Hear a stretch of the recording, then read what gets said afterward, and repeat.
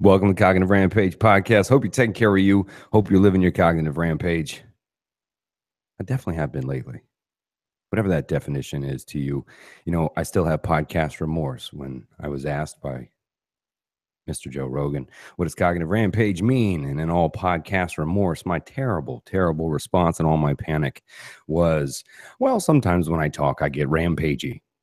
You know, that's a fucking terrible definition of what it meant. And I have to live with that echo in eternity of that definition. But to those of you out there, the cognitive rampage, really the thinking rampage, but the way I see it is to humbly question self, others, in the world in a search for competence, to build growth, to live a life of enthusiasm, to find the curiosity of the child again, to frame our story to be the epic hero adventure that our lives really are.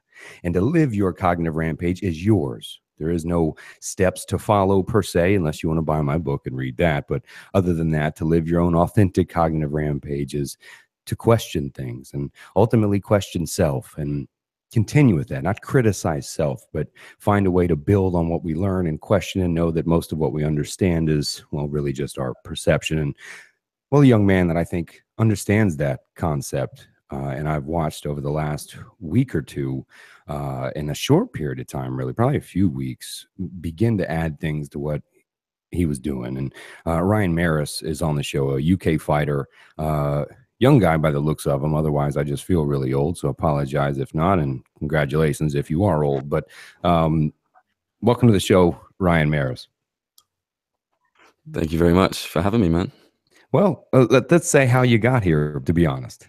I mean, I love what you did, dude. You took an initiative. It's I appreciate you listening, etc. You tweeted like, one day I'll be, and I'm like, fuck that. I'm like, how about right fucking now, man? You know, doing that, just saying it, that meant something to me, because I already mentioned when Rogan did that, he did a favor for me, reached out, just it was a good message to spread. And I thought, man, part of adding to this was going, man, if I can get a show decent enough to where somebody wants to be on, fuck yeah, come on the show. I'm not going to be like, I don't know, how many, did you write 10 books? Are you worthy? You know, that's not what the fuck it's about. You know, everybody's life, in my opinion, is probably a movie anyway, you know? So, I mean, what made you reach out, man? Is that just kind of how you lived your life? Typically, you typically just say, fuck it. Pretty much. So, I saw a Facebook video of the clip of you on Joe Rogan's podcast, and I was like, wow, I like this guy. So I looked up the full podcast, started to see, I got an understanding for what you're about and what in kind of mental health and your views. I was like we're on a similar page. I was like, man, so hit up all of your social media, started following all of your content, and about creating, you know, but creating it yourself. So I thought, you know, I'm not afraid to message anyone on the social media. If I think I can learn something, gain an experience, you know, I'm going to dive head first for that. So I thought, you know what, I was going to tweet him. He might not see it, he may not. And, you know, luckily for me, I was very grateful for the response. And luckily enough for me, here I am now. I think lucky for me that people like you even watch or even take a fucking half a second out of your day to give a shit or follow anything, frankly. So the love is all out there. But I think, and then I wanted to go back to what I was talking about, right? And that's just kind of introducing everybody to how we got here, right? But and I watched in a very short period of time, man, a mental health advocate, kind of outspoken for a while, came out with a blog recently, just really started to put your own things into action. Yeah, I just, you know, that little project I hate to interrupt you, but what moves you, right? What's fueling that, right? What's creating, I don't know, what's I don't know, fueling your rampage, your cognitive rampage? 12 or 13 years old, my dad passed away. You know, a big, huge role model in my life. I was a young boy just starting to go through puberty. My older brother, my second closest role model, you know, he moved out, and I was it was just me and my mum. And for 6 or 7 years, you know, I struggled in going to school because of the effects of my dad's death. So suffering from my own depression, my own anxiety. And when I got to about 18 or 19 years old, you know, it was made aware to me in quite unforgiving circumstances that I was actually living alone with my mum, who had a pretty severe mental illness. So for the 6 or 7 years as a young teenager, struggling with my own emotions and my own mentality, um, you know, things with me and my mum were quite difficult. You know, she has a disorder, but when I was growing up, I always believed it was, oh, well, I learned that I thought it was paranoid schizophrenia, but it's since been re-diagnosed as like a bipolar disorder. So every day as a young teenager, despite battling myself, I didn't know what kind of person I was going to be greeted with downstairs, stuff like this, my hormones, her like chemical balance. So it made a very rocky relationship, Man, venture. But again, at that age, I was completely clueless. Um, that's a lot to deal with, man, at a young age. I mean, when we Patricia and I were talking the other day about the effects of a young man that comes up without a father, what those impacts are, indirectly, directly, and unfortunately, you got to mm, be careful how you talk about each day, whether the father's missing and the father has an important role that is, which I do believe, and with that role missing, you at that age, you actually put on this protective gear, this armor of, I got to be the man of the house now. I have to be the defender, the protector, the earner. You become a man, and in a matter of a few moments. And this is a traumatic transformation. And for you to take that on at the same time, none less to say that anyone that experiences a true diagnosis of bipolar disorder, um, that is if not the most difficult mental health disorder to really get under control, and has leave some terrible things in its wake. Not only are you the man of the house, and how old were you? um, throughout 12 or 13, yeah. So it's Gee, really early on up until 18, 19. Jesus. So at It's, 12 or 13 years old, you're putting on the I'm the man, I'm the protector, I'm the earner, at the same time, as also the caretaker, as the coach, the psychologist, the man, battling so many different supposed tos of a development, Ryan. That's how old are you now, man?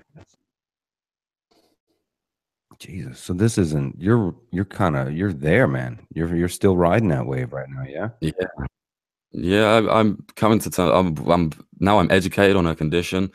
Again, it come about pretty unforgiving, but you know, I started to really notice when I was about 18 or 19. I was a fight camp, and I was only coming back at the weekends to work.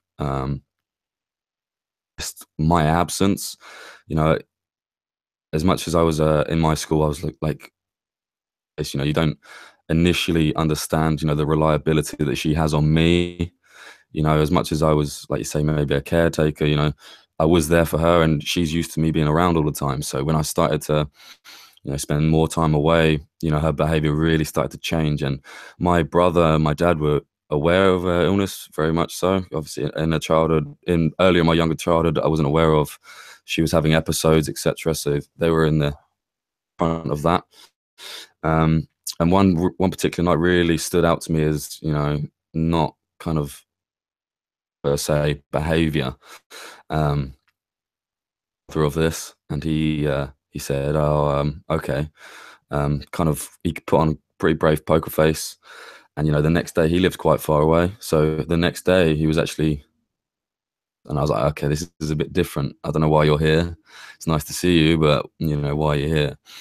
Um, for me, you know, she's unwell, um,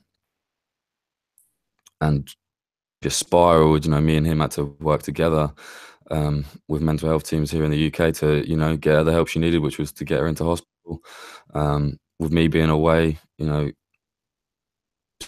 changing, I think she may have stopped taking her medication, ruined that balance in her the chemicals in her brain, and that's all it takes is, you know, all it took, and me and him had to work together and get her sectioned the first time, but Yeah, man. a year later.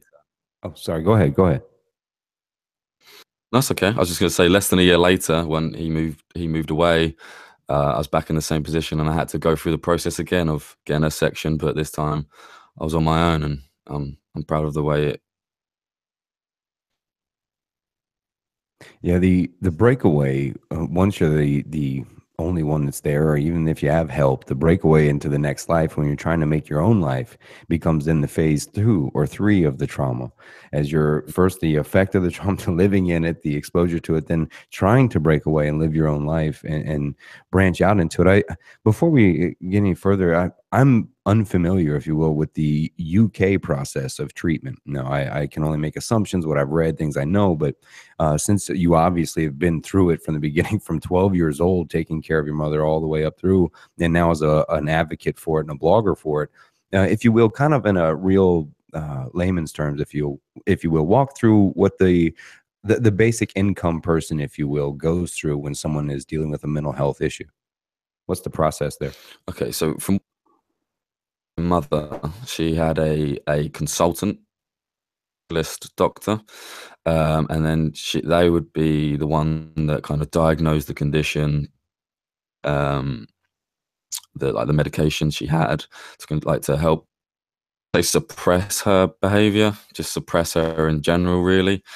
And then you'd have which would be kind of like the advisor. So they just kind of kept an eye on things. Um, Balance as well also came with. Hey, Ryan, I hate interrupting you, brother. There's a delay kind of happening, and with the Okay. sound, you're coming in and out. So what it may be happening is, it sounds offensive, but if you cut your camera off, a lot of times it'll slow down the rate, and you may get a more direct audio. And if you would kind of start over, I think what I was picking up was that it's typical you see your physician, and then the physician in some sort of diagnosis or assessment then would prescribe, like over here. Yeah. So, yeah. So she'd have her consultant, and then are you able to turn off your camera right there? Kind of, if you move the mouse there, you'll see a place where you can block that out. Yeah, clip it off. Yeah, if you clip the camera off, it may allow your audio to work a little better. Oh no, no, you don't have to don't have to take yourself off camera. It's if you're using the screen there in front of you, right? Just use the mouse there, and you'll see a thing pop up where you can just disable the camera, so your audio will be still going. Sorry for the interruption for people watching live. When the camera goes off, you'll get a much better relay, and you may be listening and not getting the delay, but it's hard for me to follow Ryan because I'm getting skips and misses of the story. So I'm going to see if we can just turn the camera off. Oh, wonderful. Now take it from the top, brother, and let's see if it sounds a lot better, man. Yes, so she has a consultant, or has a consultant, and then she has a GP that kind of advises her and keeps on track.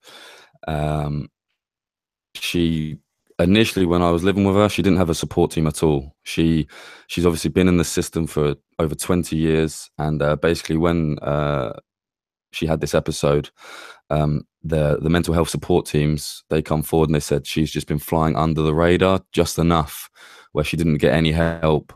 So me and her were kind of entitled to be a little bit more support than we did. So that was challenging. But yeah, the thing that really, I think, was the cause, which maybe triggered my rampage a little bit, was the change in the consultant. A new consultant came in. This original consultant came in, and different people have different opinions and perceptions of the conditions. And I think the diagnosis may have changed. So I think that maybe gave my mum feel a bit maybe different. Maybe she wasn't as ill as she thought. I don't know. I'm not I'm not clinically trained in any of this, but that's kind of what the outside it kind of maybe looked like. Interesting. So it's very hard. That's Yeah. I see. I'm sorry I say the words like interesting, but from an observer standpoint, the fact that there's a consultant between the facility and the practitioner, I think, is unique. We don't do that here. If anybody would be a consultant, it'd be the financial people trying to get paid for it. But the fact that came across, and a change of diagnosis. So how long was the bipolar diagnosis first, the change of diagnosis with this one? Well, originally I think it was a schizophrenia disorder. I never was really told the official sort of, I believe the word that kind of floats around in my head from memory is a schizophrenia disorder. I'd have to ask my brother. But then I believe to a bipolar disorder. Okay. So yeah, I think the medication may have changed back and forth, and I think, bless her, like as I say, she is the victim. I think they're still struggling to find a good balance for her now, because unfortunately she still Oh, struggles mm. with anxiety and the depression, and the loneliness still. So it's just that balance. It may take a few months, it may take years, who knows? But it's a lot for them to juggle, I think. It's a lot for you to juggle, young man. I mean, at just 21 and at 12, again, losing your father at 12, having to take responsibility of the home, look out for your mother, seek help for her like that. I'm grateful that you were able to be there for her. But now at 21, breaking into your own life, going to fight camps, finding a way to get into your flow state, find health, and the other things that you do. Um, and we've talked about as well the mental health blogging, etc. So I seriously see where the fuel then comes from, as you thoroughly answered that question of why you're motivated. And what I wanted to go back to was trying to understand the UK process of mental health treatment a little better. If you could, let's say, it's your situation or the typical person as well, right? Just the average UK person that suffers from mental illness or maybe even addiction. What's the first step in the common process, if you will, and walk me through that whole process, as if I'm an alien trying to understand the UK process. So I'd say the initial first step would be they have to come to understand, that there's an issue. I think a lot of this back over here, I'm not too sure again, like what it's like in America, but again, there's very little understanding, depending on the condition, if it's psychotic or if it's neurotic, But the more psychotic conditions, I think they're much easier to see, and there's a bit of a difference there, so you can kind of process something a bit differently there. So the first step would be GP. Well, this is for all conditions, I believe, would be GP. I know that when I had my kind of depressive states and anxious states, I was taken first of all straight away to my doctor. But that was nearly 10 years ago now, and I kind of again floated under the radar. They didn't notice any behavior because I couldn't express myself. So again, I left the doctors and nothing ever come about it. No extra support, no nothing. Other than that, and then once that's happened, I think they go through a stage where you get taken to a support team. So depending on how bad the condition is, you either get medication or, transferred to, maybe if you need the help, into a hospital, or support teams around your local area. So you can go to workshops and helpful things like that. Or my mum, when she first got discharged from hospital, was she had a lot of support teams, so the people would come over to the house, visit her, have a cup of tea, make sure she's taking her medication, ask about her well-being, stuff like this. But again, that's very fast stretched. It doesn't last long. I think it lasted maybe a month after she come out. Yeah, Well, maybe 2. now who pays for all this? Is this self-pay? How's the payment work out for this? It comes through tax, so tax from everyone's like wages, from everyone's life, and it goes towards our NHS, our National Health Service, and it all gets put into one big pot. Unfortunately, that big pot has got to stretch significantly, and the little drips get to the mental health, or everywhere really. There's a big debate about how little money actually gets put into our NHS. So there's very little funding around it, which is why it's very stretched, and not everyone can receive this kind of support.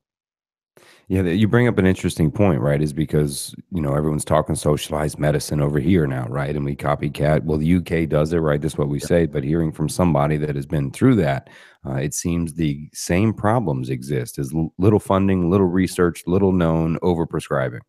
Yep, exactly. And that's exactly where my fire comes as well, from hashtag Mairs Let's Talk. Is I believe if I can get all of this and not receive therapy or medication, anyone can have any coping mechanism they wish. If it works, it works. I'm not going to judge them on that. But for me to get through what I've gone through and not, take that medication, or to not receive that therapy, I believe there's so many more coping mechanisms and strategies that can help people that won't drain this system, and they won't need that system. So that's what I really try and push forward, is like that can maybe be a last resort but again, it depends on the condition and the need of the individual. Yeah.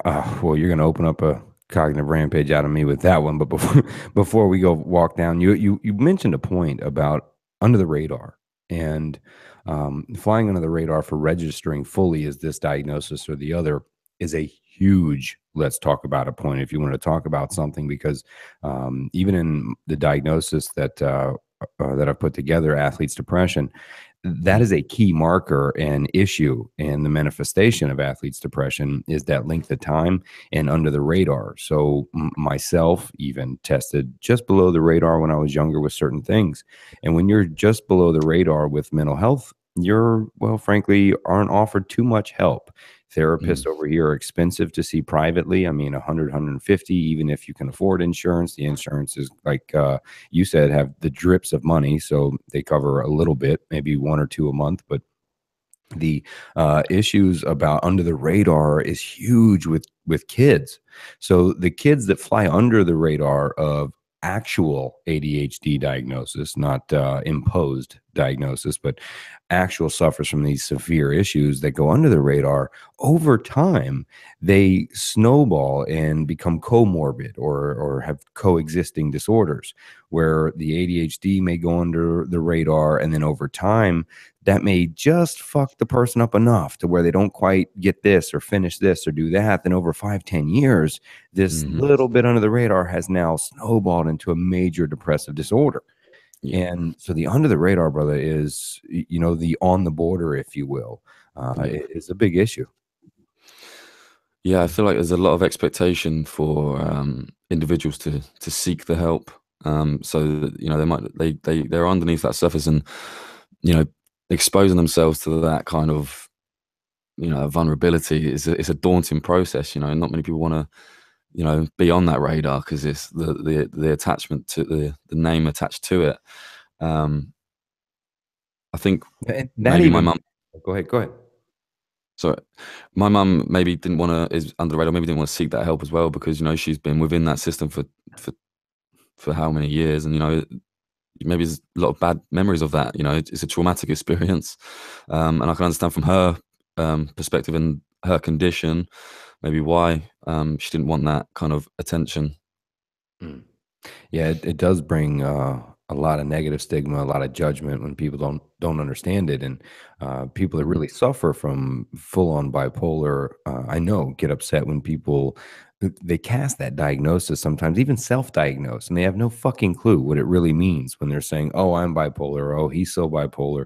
They throw these things out there and don't understand that although it is a very rare diagnosis, it is overly diagnosed significantly. It's a dangerous one. It's a difficult one. And it's tossed around as if oh, you got that or they're this, and the truth is it's rare but it's serious. Yeah, it's very, very serious indeed. Like it's it took me a long while to, like you say, living with it, and me having no knowledge of it. It was actually quite scary. But I've done a couple of podcasts now where I kind of try and share my mum's story and her perspective. And when I first started doing it, she got a little bit upset, that exposure. But I have to explain to her, I'm trying to kill the stigma around, so it's easier for you, so people can approach you, and you can find people with common uh, interests and etc. That understand you, and you can understand them. Um, the more we don't talk about it, the harder it's going to be in the future. Yeah, and I even I did a podcast a little bit, a couple episodes back about the opioid epidemic, and I'm anti a lot of prescriptions. The doping, if you will, is the first line of treatment, and I will outspeak against that for a long time. But I was also wanted to be careful about not to vilify and create a war on the pills, also, if you will, because then there's those that do have chronic diseases that are, excuse me, that are biological that exist. Man, coffee.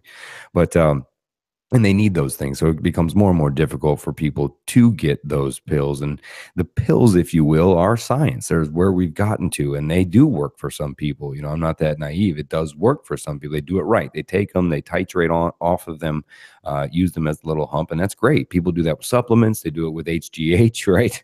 They do their little fillers. There's stem cells almost in a way, right? Is some way of science that we've learned to help ourselves. But so I don't like to vilify. What I vilify is the enforcement.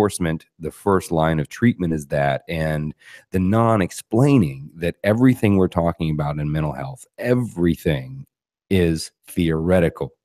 We can't x-ray you and show you that you have bipolar. We can't, we're getting there with certain things, but those even can be inconsistent. But eventually, perhaps, but there's this incessant need to prove it to be a biological, physiological, or neurological issue, because the only way I see it is that's the only way we could fix it. So then we can make pills for it, right? Pills become the treatment if it's genetic, right? It's still a scientific treatment you'd have. And we hunt this route rather than really taking a look at social influence and these other ways to even help those that are truly affected by the mental health. Yeah, I think there's history in my mum's side of the family of mental illness, and I think maybe it could be hereditary, but I wish getting that understanding, especially being around it, seeing her work, her doing really well on a certain type of pill, a doctor coming in changing that pill, and then seeing her not be that same kind of level and competence. It can be frustrating. Like I wanted to kind of say to her, why doesn't the consultant allocate pills that where you like to be the way you were before? But obviously everything changes, the chemical balance is all different. It's not as simple as that. So it's a frustrating time, but I feel confident that the balance will be there. But like you say, these so you're talking almost 10 years of medical treatment and attempt to treat with pharmacology, and still have yet to even get a concrete diagnosis or pharmacological treatment. Not really. No. Yeah, I would agree with that. Yeah. Right. Yeah, right. I kind of go, Right. So, and now the genetic issue, I think it was Dr. Stanton Peele we had on here talking about how they proved the idea that we couldn't just remove genes and change people like we once thought. And the genetic predisposition has come up for argument, but only that it may be present, but it won't manifest or show itself, if you will, unless the correct environment proves itself. Right. So, that's what I've been an advocate for of mental health is one, open all avenues. I'm talking psychedelics, open it all. If you're willing to hand somebody a pill that may want them to kill themselves, if we're willing to go that far, hey, this pill may want you to commit suicide in some fashion randomly on a Tuesday, take it your own risk. If we'll give that, but we won't give somebody a fucking psychedelic that's never killed a mushroom that's never killed anybody, right? So for me, it's open up all the treatments, but take a closer look at the social influence. What's the environment like? What traumas has that person experienced? And find a way to change the environment to help, I guess, manifest a real change in the person. Yeah, exactly. My mum, she's been through 10 times more than I've been through. I'm going to share. I'm sharing a lot of So her she has a story. history. So she has a traumatic history then. Yeah. So in about 10 years ago, a couple of years before my dad passed away, her mother passed away. And then I think within a year after my dad passed away, her best friend passed away. Another close friend of her, which was the husband of her best friend, a year after that, he then passed away. And then just recently, a couple of years ago, my granddad passed away. So she lost both her parents, her husband, her best friend, and understandably, that's And her health. unfathomable. And then with this, oh my God, man. Yeah. And then as well as that, the two episodes that she had in quick succession, with people not understanding why it's happening or her illness, they just see her as that, that crazy neighbor. So they completely turn their backs. So she loses a lot of friends, and now she's got very small amount of friends, and she's still stuck in the same place where me and my brother and all of us as a family grew up. You know, that house has probably got a lot of bad memories for her. I know it's got a lot of bad memories for me. So, you know, she's kind of trapped. So, you know, Well, how can you, look at it. I how do we mean, help? we just covered they tried 10 years, still have no concrete diagnosis and no real effective way to treat it with pharmacology. But when we take a look at the social influence, the Gabor Mate trauma and social theories and impactors like Dr. Stanton Peele, when we look at those environmental factors, I mean, you just listed them, brother. You know, to think that someone could take the impact of all of that loss of so much close to you while sitting in an environment. You know, look, I'm an advocate, right? Of if you don't like the environment, change your perception. That sounds good, but I'll call my own shit too. You can change your perception in prison all you want to, but eventually that environment fucks you up. You know, so the environment eventually wins. It just helps bring it down a little bit. So we're looking at your mom who's just kind of stuck in the system, provides what it can with drips, but even that is institutionalization. It's going to a hospital, which is not a real environment, nor is it loving. You talked about her neighbors that have labeled her this terrible, terrible name. And so she has no social connection. You know, that and it's difficult fighting stigma at the same time. I think, man, I don't know, man. I'm really leaning toward that. Look, I'm not anti-pharmacology. I've seen it work. Research also shows with therapy and that combined, you get results. Agreed, not denying this, but again, open it all. But man, if the environment focus, it seems, I don't know, seems a more, I don't know, the best way to do it. Yeah, exactly. It's hard for me watching it because obviously I'm at university. I don't live too far away, but I try to create that gap where she's not relying on me. You know, I do get texts every day, and she's, even if I go visit, within a couple of hours, she's already texted me about when I'm next visiting. But you know, I'm trying to bridge that gap away from I'm gonna have to be a little bit selfish and try and create my own life and help her in as much way as I can. But you know, I'm just trying to allow her to be her own person. Try and almost, because she's around good people, the people that she does have, she's got good lot of support. But I think it'd be good for her to try and see how she finds herself on her own. You know, if she can find. I think she complains a lot about being lonely, which is completely understandable. But maybe her finding a hobby or finding another way of distracting that negative energy and channeling it in a different way, you know, I think will be a big help for her. But you know, until then, I think it's very, very hard to know the future steps. Yeah, I think most of mental health is kind of like, well, that's kind of where I see where we're at. You see a mass shooting or some terrorist attack. You see the talk of mental health, right? I mean, this is irrational. What are we going to do? Give everybody a fucking psych test, a subjective psych test, and become the Minority Report and predict who's crazy? You know what I mean? Like it becomes talking points, but we do fucking nothing. We don't change anything. It's the same old guard. We talk about, well, 300 million more to mental health of doing the same old shit for this fucking long with this much mental health awareness, but yet anxiety increases, depression increases, more diagnosis because they overdiagnosed, and more pills that go toward it, right? And again, not vilifying the pill, but fuck. You know, if I'm sorry, but if I'm looking at a fighter and I said, look, you've been fighting 10 years. We're not really sure what weight class you are or what your foundation of martial arts is.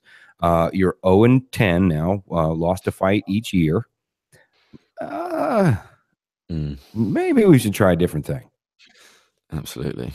But when there is no other thing, right? When you're just the fighter, when there is no other thing, that's the sad part, right? When we can't connect our communities, you're left to online connecting, right? Which still can be powerful. Yeah.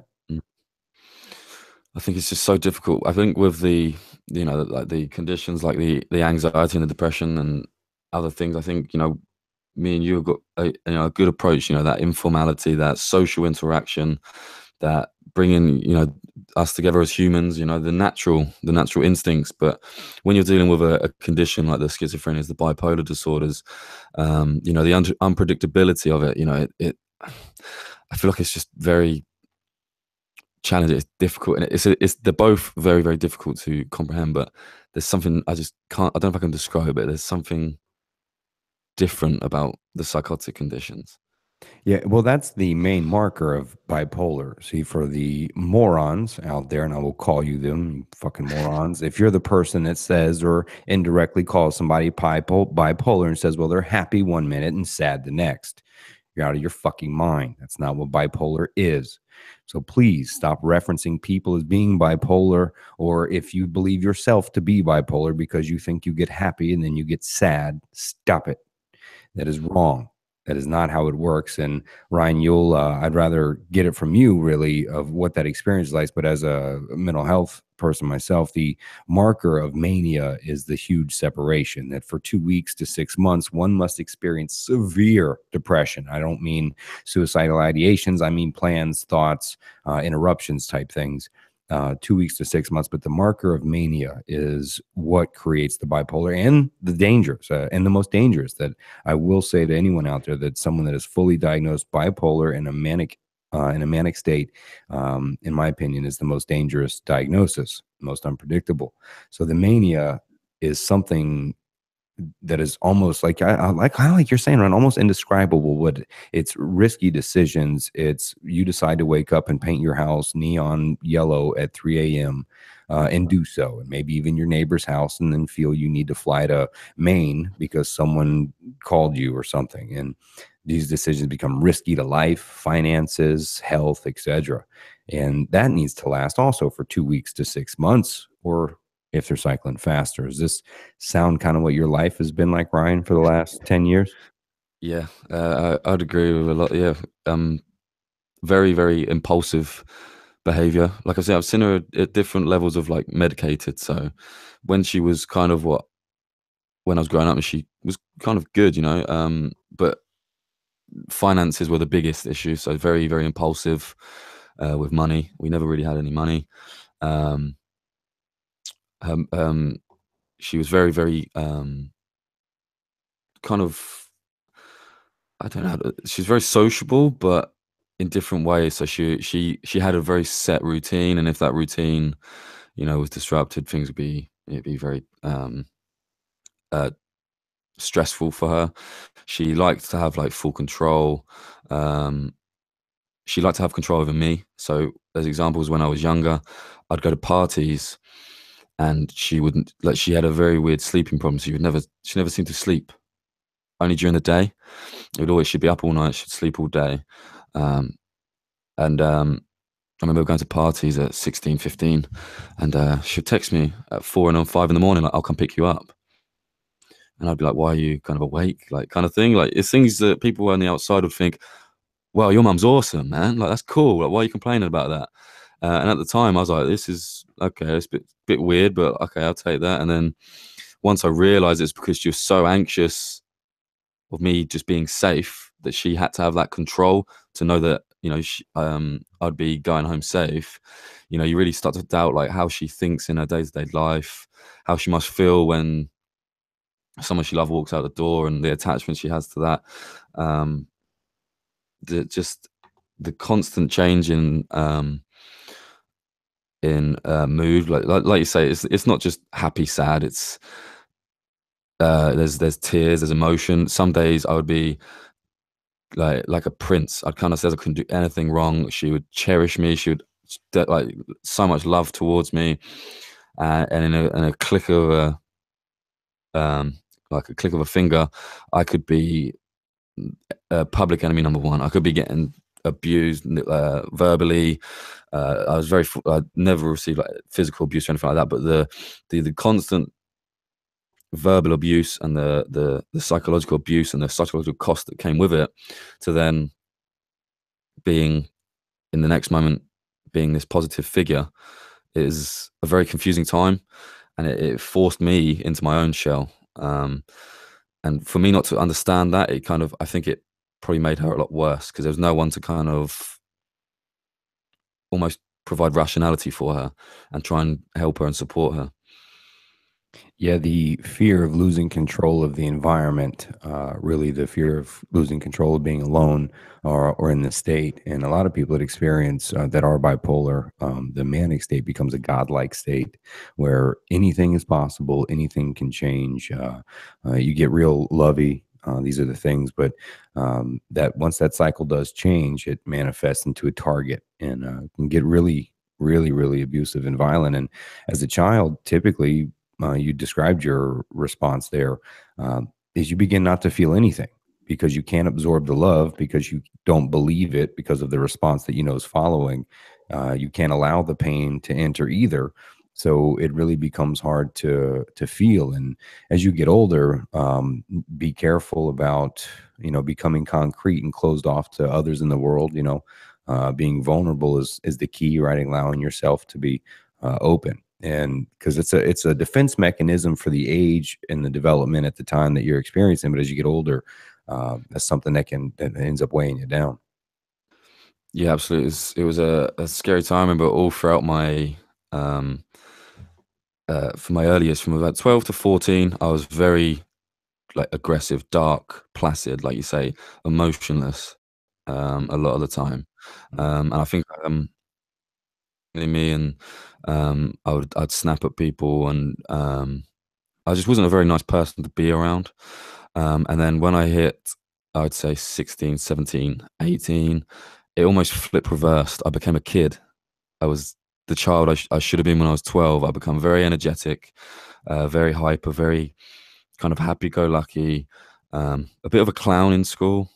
And I just, um, I wanted to be around people.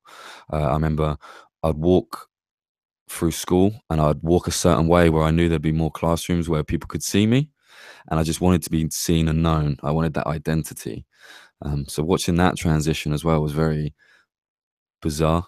And again, because I never went to a therapy or a doctor or anything like that, it was all things I just figured out and observed myself.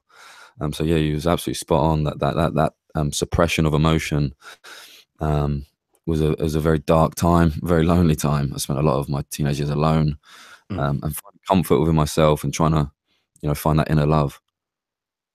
Yeah, and then when you get outspoken and you realize, oh man, is that what attention feels like? Because when you're born into, you're not the center of what's happening. And then you see that for the moment, laughter, class clown gets us that. That response goes, holy shit, that's new, right? What the 6-year-old felt from the loving or compassionate, whatever was happening, or attention, you got to experience in a social setting. And then when you get that reward, you're like, oh shit, you know what I mean? I need more of that. And in the humor, let's see if I can remember how I used to say there's 5 ways that humans cope with things. It's indifference, right? We just ignorance, right? We just ignore it and say, it's not even happening. Sometimes we numb ourselves out. We use things to distract us or whatever. We cast blame. We blame somebody else, or I only did this because you did it, right, etc. Or uh, we get angry is the other response, right? And or we get within our shell and we disappear and we don't talk to anybody. Isolation is another way that we respond to it. But our coping mechanisms that we learn, and the other one is humor. That's the one that I was leading up to. Is we use humor is to cope with something, but behind humor actually is tears. And I used to talk about that when I'd get the class clown and as a client or something, and I know right behind that laughter is actually really tears. And a lot of times you'll see somebody, man, they'll go from laughing and joking, and then they're just kind of just bawling. Yeah, the experience it myself, it's made me a very observant person. So now when I see people, I'm around people, you know, you see the exterior skin they put on, but now I've know what I've experienced. I can see things within them, and I think that's why people find me um, quite relatable, because I've always had quite an observant mind, and this time alone, like say the isolation, I used to go for uh, early morning runs. I used to go long walks on my own with my music in, and I just used to just think. I just used to try and process, and I think that isolation and that trial and error of thought processes. I think that's what kind of brought out the mentality that I have today, and just that open mind. I think What is it's your a complete philosophy today, connection. Ryan? Pardon? What is your philosophy today? My philosophy today is just, man, I just I just never know. You never know what's around every corner. Like I say, everything I've been through, I just appreciate every day. Appreciate every struggle.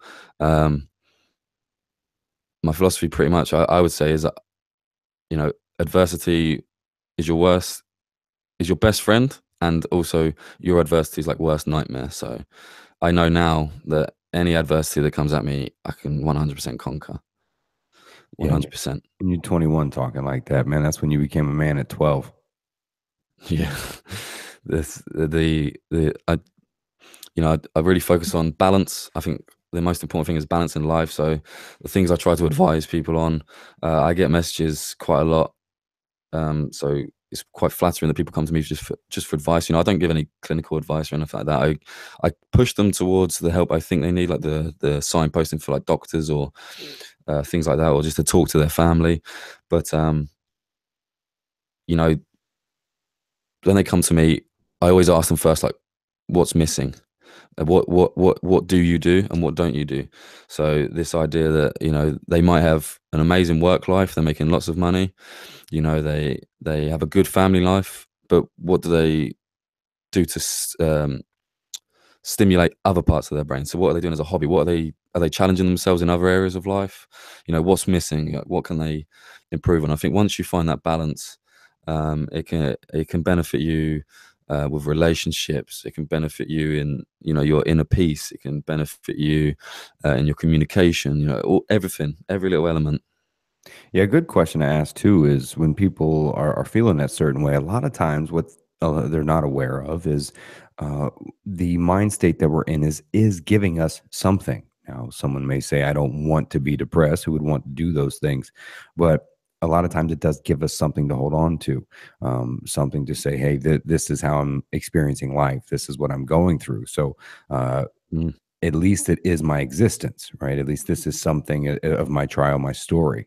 And, you know, uh, being able to look at someone and say, well, it sounds rough. I know I'll get an email, I'm sure, but what is that other side giving you? What is that isolation giving you? Because let's look at when you were younger, you developed into morning runs on your own. You learned to find comfort in the isolation, right? uh, Over time, that isolation can end up being something that's harmful to people, right? So if anyone's switching out of isolation or trying to, connect back in the community, I would say the same thing you just said, but also say, well, what is that darkness giving you that the other side can also give you, right? Is it giving you the alone time to meditate, to think?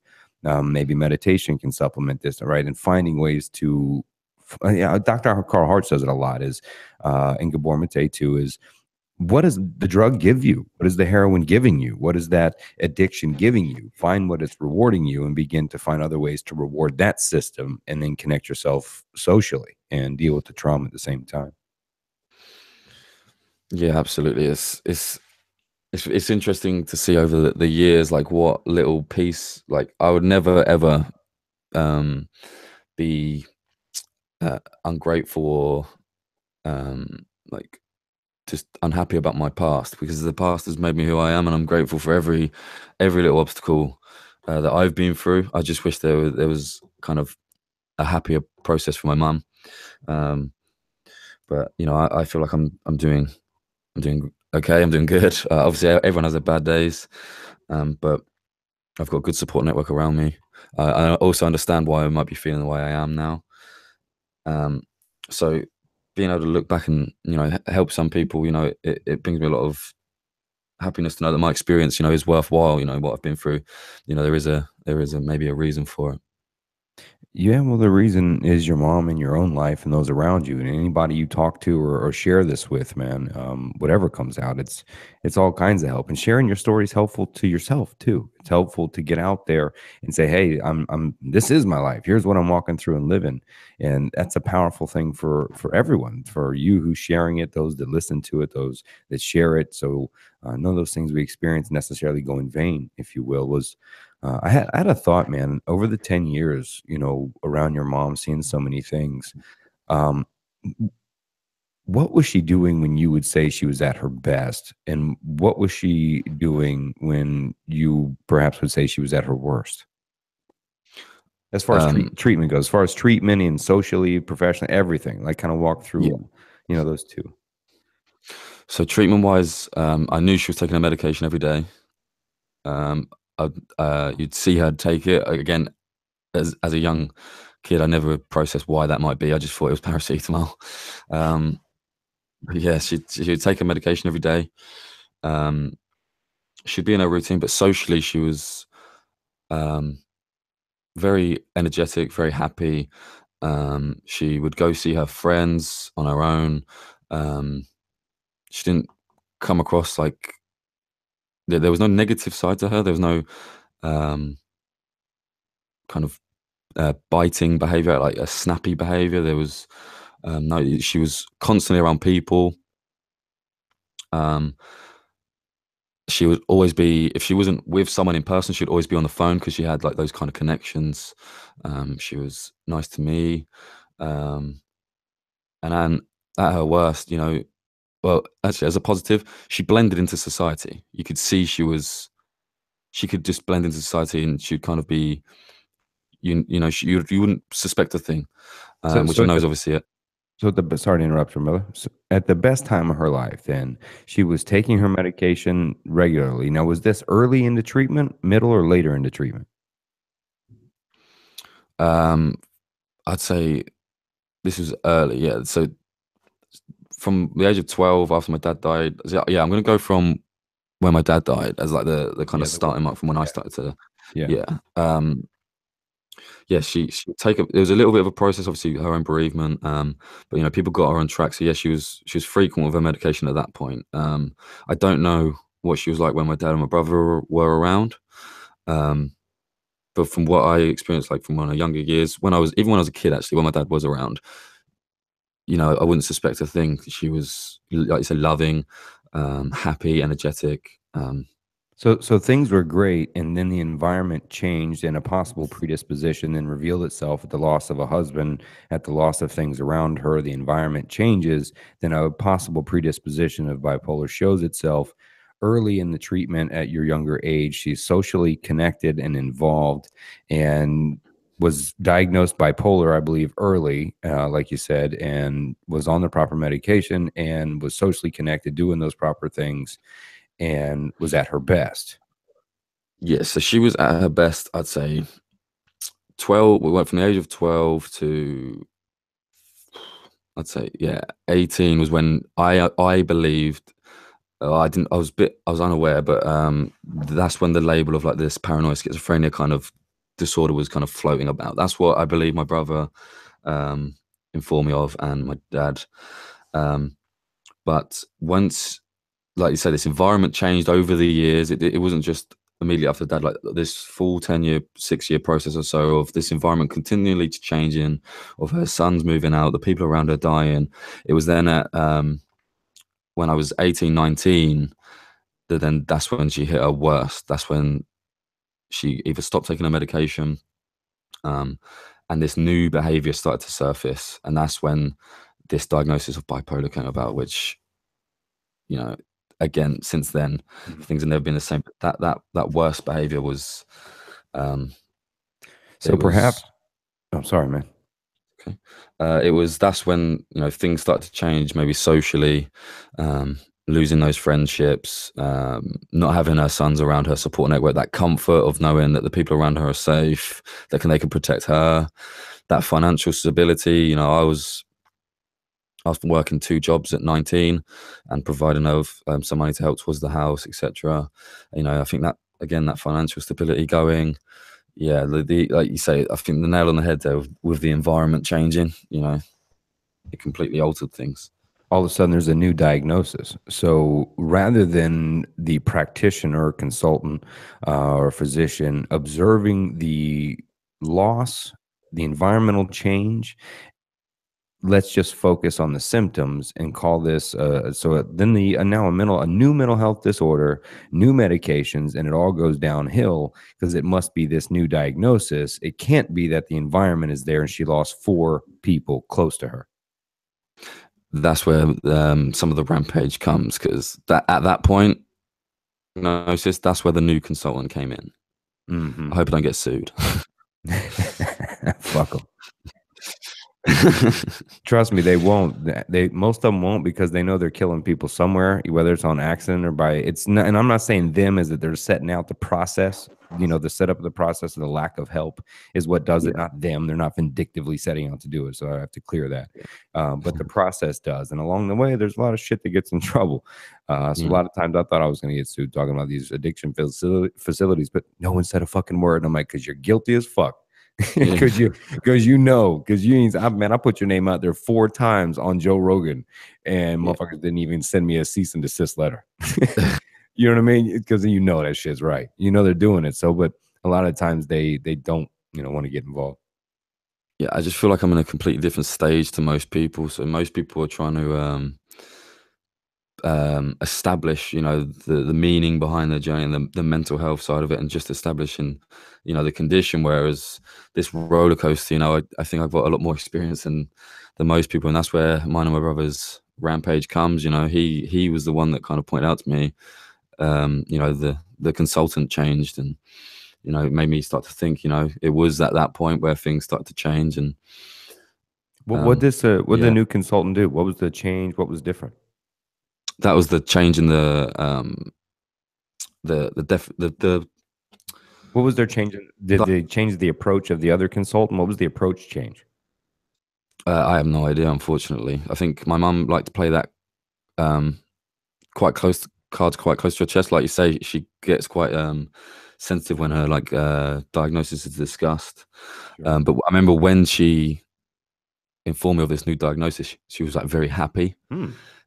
You could tell her like outlook had changed. That maybe it's not as big of an issue as she thought. Um, And this is recent then.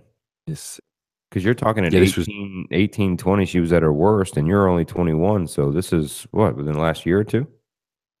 yeah, 3 years, 2 years, yeah. Holy shit. So the new consultant came in, and she's doing well now. She's it's that rocky path that she's struggling to find that balance. Like I say, she's got no one around her.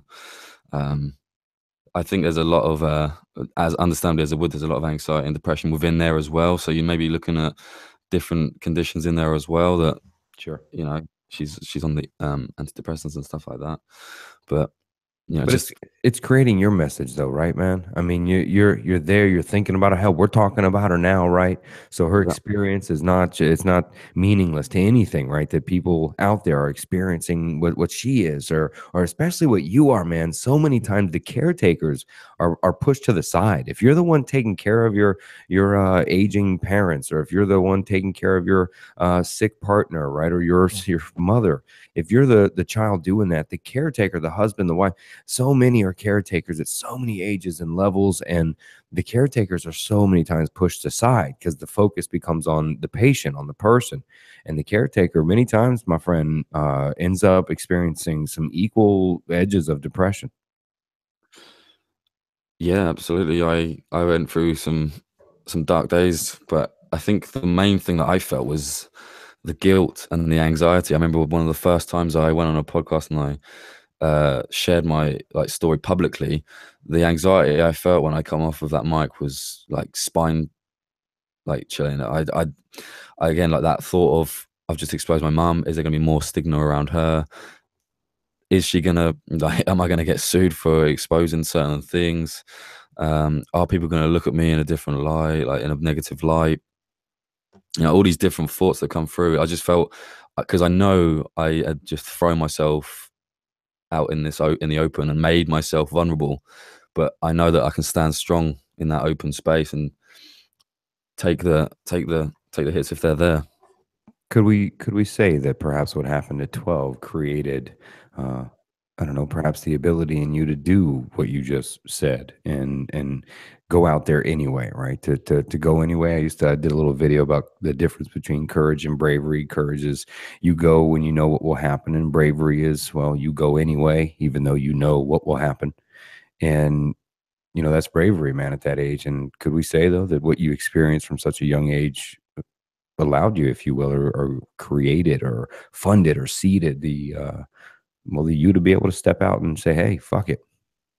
Yeah, absolutely. I think it was. Admittedly, I think a lot of it was just autopilot, just that instinct. But yeah, it was. I wouldn't. I don't tend to give myself like credit because it could happen to anyone, and I think just it was more of a self discovery adventure for me as well as everything else that happened. But I'm great. That is one of the best motherfucking reframes I ever heard in my life. You know how many people have been through what you went through in some sort of fashion, wave, shape, or form do not tell the story in some summary of that beautiful testimony? It comes out as my fucking dramatic life with my bipolar person. The way you describe that, brother, is strong and is brave, and it takes courage to live that way, man. Yeah, I just I think a lot of people feel hard done by when they're in this kind of position where they don't see the opportunity and the positives that come with it as well. And admittedly, it took me a while to find it as well. What gets you through, bro? What gets you through, Ryan? How do you fuel you know what I mean? I know why you're doing the rampage. I get that. I see where you and your brother's cognitive rampage is fueled to get out there and bring awareness, break some stigmas. I love it. But what fuels you personally to keep you going, man, through this battle? You know, what's worked for you, man, as a caretaker to that, an advocate of that? Um, I just I know how I used to feel, and I know that I never want to feel like that again. I know I don't feel like that, and I'm just grateful. I know what it's like to feel just happy within myself. So I'm always constantly looking to improve and develop as a person and as a human, um, and just keep trucking forward. I take pride in when I was a young kid. After all this shit, my only aim in life is I just wanted to be the toughest kid in school in terms of fighting. I just wanted to be tough. I just wanted to be able to fight. And then, all these years later, I can sit here and I think I always was the fucking toughest kid in school, but I was a born fighter. And it's not in terms of not the sport. It's me as Woo! a person. So that's how I go about it. And I Don't don't have quit on to. that shit, man. You had me hype with it, man. Yeah. You see me throw my arm up over here. That was good. I like that shit. What age were you, man, when you realized you actually were the toughest kid in school for what you've been through and been doing? Literally two years ago, once that real shit storm happened, and I at 19, I'd got my mum's section twice. I'd gone through some pretty tough life transitions on my own. I learned to be independent. I kind of look back in hindsight, and I was like, man, there was never a doubt. Mm. There was never a doubt. Yeah. If you could, for a moment, man, before we wrap up the podcast, man, uh, talk to two people, if you will, with this question or response or rampage. Um, if you could talk to the 12-year-old that may be experiencing or has experienced, maybe they're grown now, but experienced the loss of a father or a mother at a young age and had to become the caretaker to their mother. Um, if you could talk to that boy or that girl first and what you'd tell them, and maybe imagine in the same room next to them is, well, what would be your mother in that story to them, the one they're taking care of, and what would you say to that person, man? I'd say you're a warrior. You're not alone. Um, talk to everyone. Talk to people. You don't deserve to be backed up in the corner at that age, fighting that kind of battle without some sort of cavalry. It's not the way as humans you should be. You're part of a human race where people should be helping and reaching out for you, and you should tackle that fight together. Don't be afraid to ask for what you deserve. And to the one that now is perhaps would be your mother in this story, to that boy or girl you were just speaking to that may be about to embark on the journey that your mother is currently on, what would you say to that person? Um, no, that's a lot difficult. I'd say keep doing what works for you. Trust as much as you can in the people around you.